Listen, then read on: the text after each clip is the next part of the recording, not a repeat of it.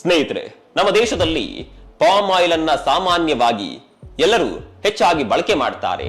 Bread ನಿಂದ ಹಿಡಿದು chips ನವರೆಗೆ, biscuit ನಿಂದ ಹಿಡಿದು ಚಾಕ್ಲೇಟ್ ನವರೆಗೆ, ಟೂತ್ ಪೇಸ್ಟ್ ನಿಂದ ಹಿಡಿದು ಸೋಪ್ ನವರೆಗೂ ಎಲ್ಲದರಲ್ಲೂ ಪಾಮ್ ಆಯಿಲ್ ಮಿಕ್ಸ್ ಮಾಡಿರ್ತಾರೆ. ನಿಮ್ಗೆ ಗೊತ್ತಿರಲಿ, ಈ ಪಾಮ್ ಆಯಿಲ್ ಅನ್ನ ಅಮೆರಿಕಾದಲ್ಲಿ ಬ್ಯಾನ್ ಮಾಡಿದ್ದಾರೆ. ಆದರೆ ನಮ್ಮ ಭಾರತದಲ್ಲಿ ಅದೇ ಪಾಮ್ ಆಯಿಲ್ ಎಲ್ಲ ಎಣ್ಣೆಗಳಿಗಿಂತ ಹೆಚ್ಚಾಗಿ ಬಳಕೆ ಆಗ್ತಾ ಇದೆ.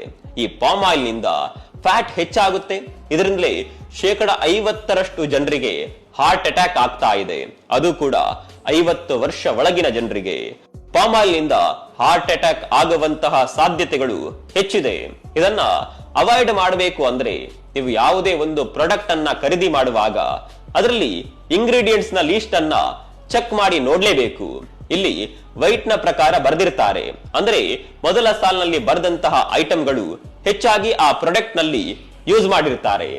ಇಂತಹ ಸಿಚುವೇಶನ್ ನಲ್ಲಿ ಆ ಮೊದಲ 3 ಇಂಗ್ರೀಡಿಯೆಂಟ್ ಗಳಲ್ಲಿ ಪಾಮ್ ಆಯಿಲ್ ಇನ್ಕ್ಲೂಡ್ ಮಾಡಿದ್ರೆ ಆ ಪ್ರಾಡಕ್ಟ್ ಅನ್ನ ಯಾವುದೇ ಕಾರಣಕ್ಕೂ ಖರೀದಿ ಮಾಡಬೇಡಿ. ಈ ಪಾಮ್ ಆಯಿಲ್ ಅನ್ನ ಅವಾಯ್ಡ್ ಮಾಡಬೇಕು ಅಂದ್ರೆ ನೀವು ಫ್ರೆಶ್ ಹಣ್ಣುಗಳು ಅಥವಾ ನಟ್ಸ್ ಗಳನ್ನ ತಿನ್ನಿ. ಇದರಲ್ಲಿ ಪಾಮ್ ಆಯಿಲ್ ಇರೋದಿಲ್ಲ. ಈ ವಿಡಿಯೋವನ್ನ ಶೇರ್ ಮಾಡಿ, ಇದರಿಂದ ಬಹಳಷ್ಟು ಜನರ ಆರೋಗ್ಯ ಕಾಪಾಡಬಹುದು.